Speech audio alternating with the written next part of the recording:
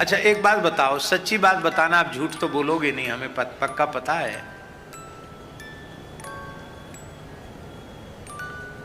यदि गुरु तत्व को ठीक से शिष्य जान गया तो क्या वह शिष्य रह जाएगा?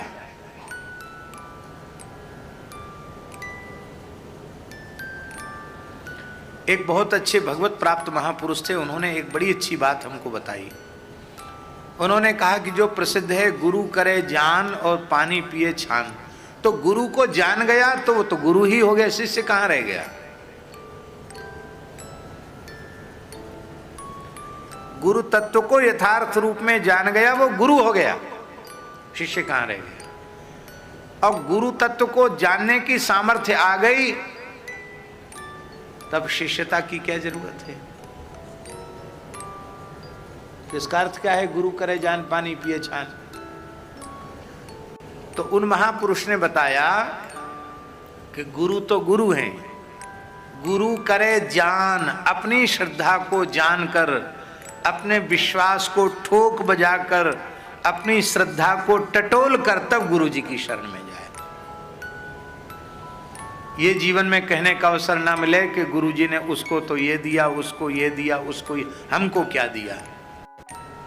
अरे भले आदमी, श्री ठाकुर जी श्री जी का नाम सुना दिया, क्या इससे बड़ी कोई चीज है क्या?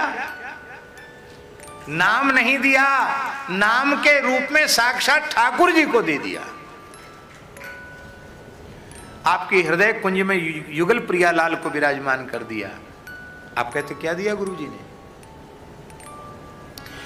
ऐसी बात स्वप्न में भी किसी के मन में आ गई तो वस्तुतः वह शिष्यता के नाम पर कलंक है, उसे शिष्य कहलाने का अधिकार ही नहीं। श्री कबीरदास जी कितने कृतज्ञ हैं। राम नाम के पट तरे देवे को कछु नाही, क्या ले गुरु संतोषिए, होश रही मन मान। मैं अपने जीवन में गुरु जी के चरणों में कुछ भेंट ही नहीं कर पाया, होश ही बनी रही। तो लेकिन भेंट तो कुछ नहीं कर पाए, कुछ गुरु जी का यश गा लो तो तुम्हारे मन को थोड़ा संतोष हो जाएगा। बोले महाराज कहाँ से कलम लाएंगे, कहाँ से कागज लाएंगे, कहाँ से स्याही लाएंगे, क्योंकि थोड़े मोड़े कागज से, थोड़ी मोड़े स्याही से, छोटी मोटी लेखनी से तो इतना बड़ा काम संभव नहीं है। तो मान लो आपको उपलब्ध करा दिया जाए तो आप कर लेंगे? श्री कबीरदास जी अपने सदगुरु श्री रामानंदाचार्य भगवान के प्रति कृतज्ञता ज्ञापित करते हुए कह रहे हैं, सात समंदर मसी करो, सुर तरु कलम बनाए, सब धरती कागज करूं, गुरु गुण लिखा न जाए, सब धरती कागज करूं, गुरु गुण लिखा न जाए, गुरु गुण लिखा न जाए।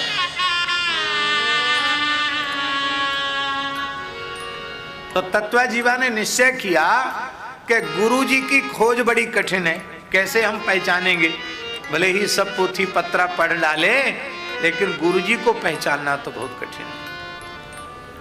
तब उन्होंने मन में सोचा कि सुनते हैं संतों से कि नर्मदा परिक्रमा करने से मनोरथ की पूर्ति होती है। तो दोनों भाई नर्मदा परिक्रमा के लिए चल पड़े। परिक्रमा करते करते करते करते ये जो भड़ूच के पास मंगलेश्वर है, यहाँ मंगलेश्वर में नर्मदा के किनारे, मंगलेश्वर इस पार में है और ये उस पार की बात है जहाँ आजकल कबीर बड़ा है। तो वहाँ तत्वजीवा जी दोनों भाई नर्मदा परिक्रमा पूरी करके वो जगह उनको पसंद आई, वहीं रह गए। सरस्वती और लक्ष्मी की समान कृपा थी, कोई कमी नहीं थी। आपने अपना व्यवस्था, सेवा की व्यवस्था कर ली और मन में सोचा कि इन्हीं संतों में कोई न कोई गुरु रूप में प्रकट हो जाएगा, तो आप गुरु प्राप्ति के लिए संत सेवा करने लगे, तत्व जीवा दोनों भाई। कोई साधु आवे परिक्रमा करने वाला, साधुओं को प्रेम से उनके चरण धोना, आरती करना, पूजा करना, उनको प्रसाद पवाना, उन्हें किसी वस्तु की, वस्त्र आदि की आवश्यकता है तो उसकी भी यथासाध्य पूर्ति कर देना। पर चरणामृत पीते नहीं थे खुद। चरणामृत लेके एक जला हुआ, अध जला हुआ बट का बहुत मोटा लक्कड़ था, तना था, उस अध जले तने के ऊपर डाल देते थे और मन में ये भाव था कि एकदम सूख कर लक्कड़ हुआ और आधा जल गया है। साधु लोग धूनी लगा देते ना, तो धूनी में आधा जल गया है। मेरी स्थिति, हम दोनों भाइयों की स्थिति ऐसी है, सूखे काट के जैसे हम शुष्क हैं और अध जले जैसे हैं। जो संत सदगुरु का चरणामृत इस अधजले सूखे बट को हरा भरा कर देगा, वही हमारा कल्याण करने में समर्थ सदगुरु होगा। ये मन में ये बात को रखा, निश्चय किया और कोई साधु हमें चरण धो के उसको डाले, उसमें डाले। तमाम साधु आए गए, सालों में कितने सालों बीत गए महाराज।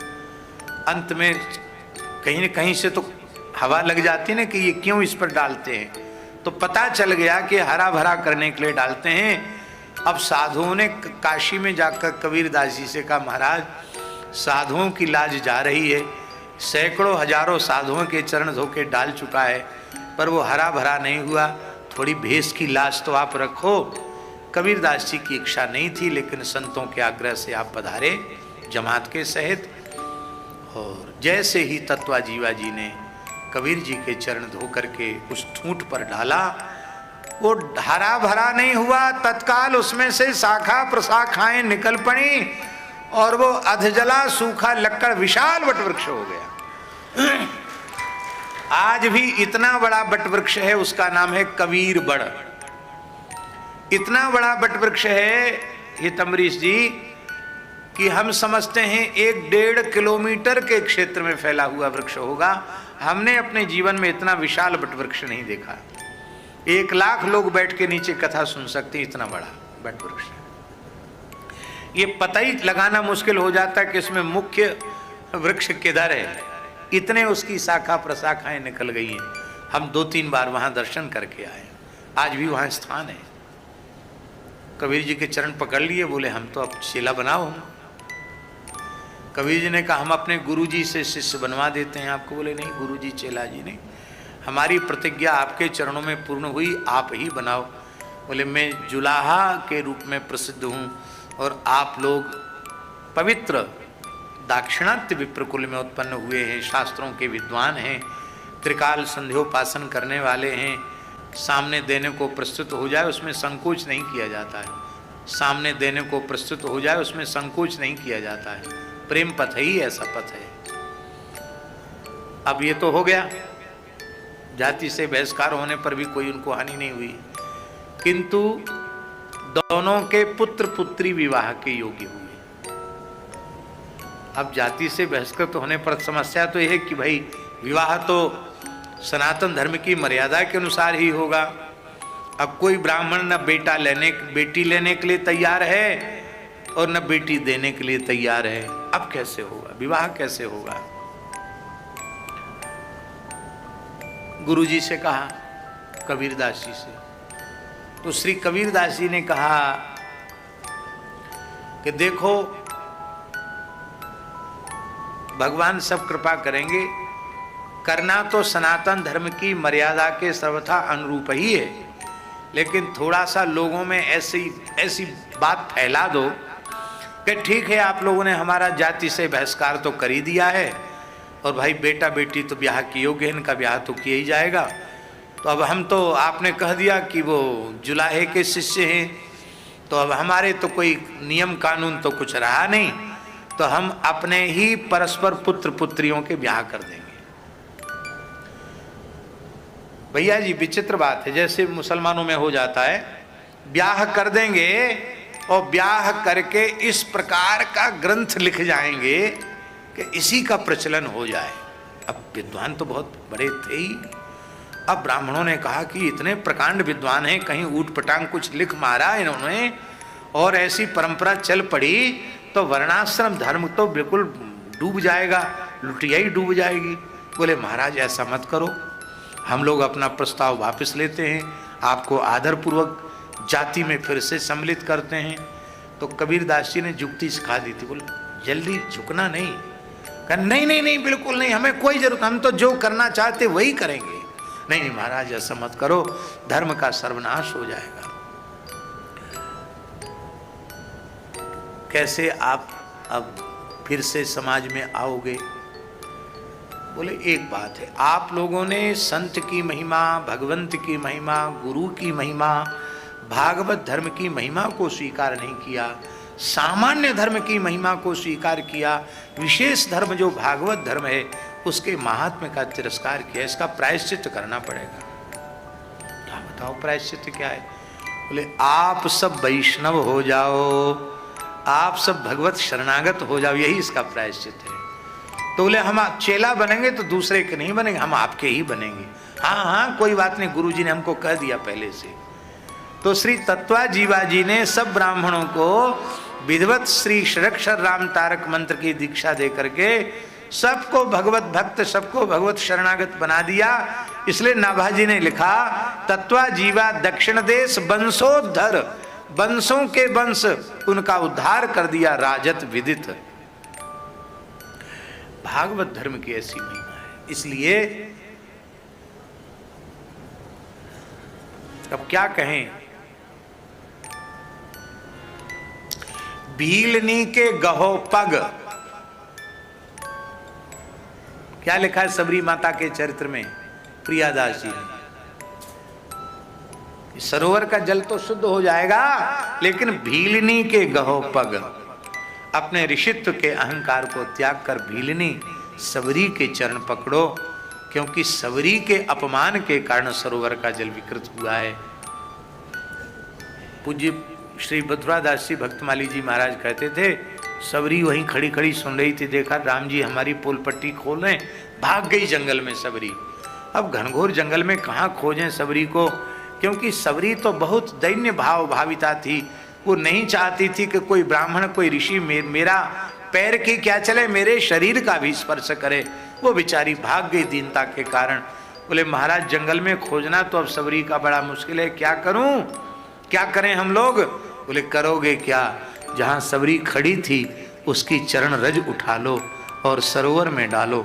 महाराज जैसे ही सरोवर में डाली तो स्फटिक मणि के समान निर्मल जल हो गया, दिव्य सुगंध से परिपूरित हो गया। अब सबरी ने तो योगाग्नि में अपने देह को त्याग करके भगवत धाम प्रयाण किया।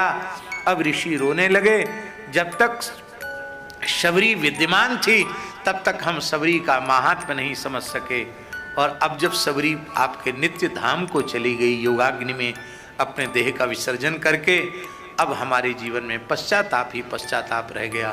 तो शबरी के प्रति जो द्वेष और घृणा और निंदा की बुद्धि रखी, उसका जो तिरस्कार किया, इस भक्तापराध का प्रायश्चित क्या है?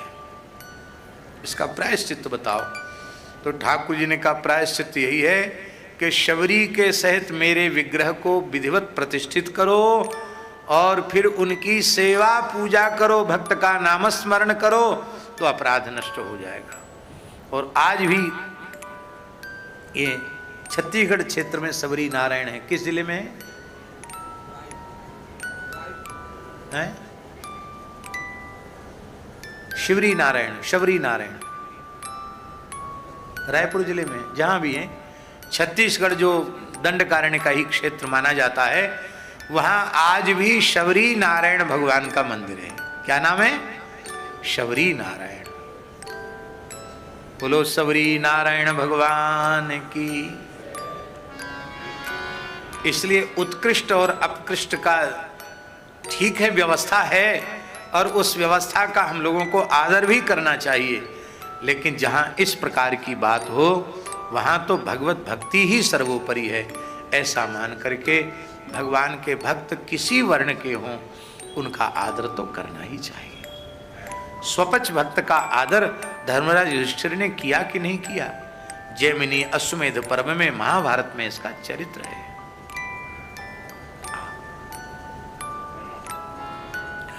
क्या अर्थ करेंगे इसका?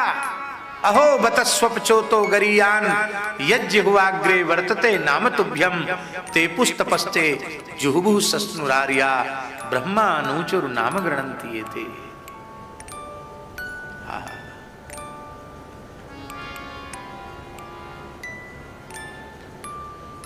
श्री अग्रदेवाचार्य जी महाराज का तो वचन है, गुरु विषय नरबुद्धि साधु की जाति पिछाने। गुरु के प्रति नरबुद्धि हो, साधु के प्रति, भगवत भक्त के प्रति जाति बुद्धि हो, और शिलासम गणे विष्णु तन, भगवान के श्री विग्रह के प्रति शिला की बुद्धि हो। चरणामृत जल बुद्धि, चरणामृत में जल की बुद्धि हो। और महाप्रसाद ही अन्न, भगवत प्रसाद में, महाप्रसाद में अन्न की बुद्धि हो। ये सब पाप बताए हैं अग्र स्वामी जी ने एक कुंडलिया में, और कहा तेनर नर के जाहि वेद स्मृति बखाने। इस प्रकार से जिनकी बुद्धि है, और नाम में अर्थवाद की बुद्धि, तो कहते वे नरक में जाते हैं, ऐसा वेद स्मृतियां कहती हैं।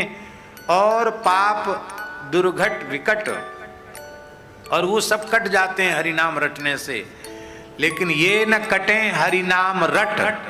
अग्र स्वामी जी लिख रहे हैं, हरिनाम के रटने से भी नहीं कटेंगे। ये भगवान के भक्त की सर्वोपरि महिमा है।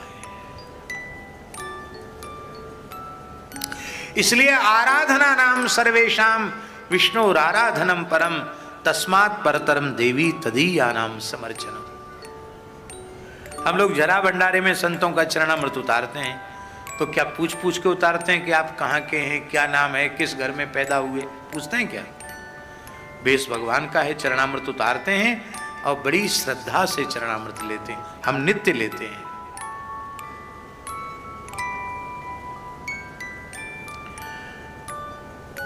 और एक आपको विलक्षण बात बताते हैं। पहला मलुक पीठ में पहला झरा भंडारा करने का सौभाग्य हम लोगों को सन 2000 में प्राप्त हुआ। कब हुआ? तो आज 2025 चल रही, तो 25 वर्ष तो हो गया। सन 2000 में वहां के कोई गंगा जल में नहीं, सामान्य जल में उतारा हुआ संत चरणामृत आज भी हमारे पास रखा है। जैसा सन 2000 में था वैसा ही अब है, उसमें तनिक भी विकृति नहीं आई। आप विचार करो, ये जो शोधित जल है, क्या यह 25 वर्ष रह सकता है? क्या शायद साल भर भी न रह पावे, कुछ न कुछ विकृति आ जाए। लेकिन सामान्य जल में उतारा हुआ संत चरणामृत आज भी ज्यों का त्यों है।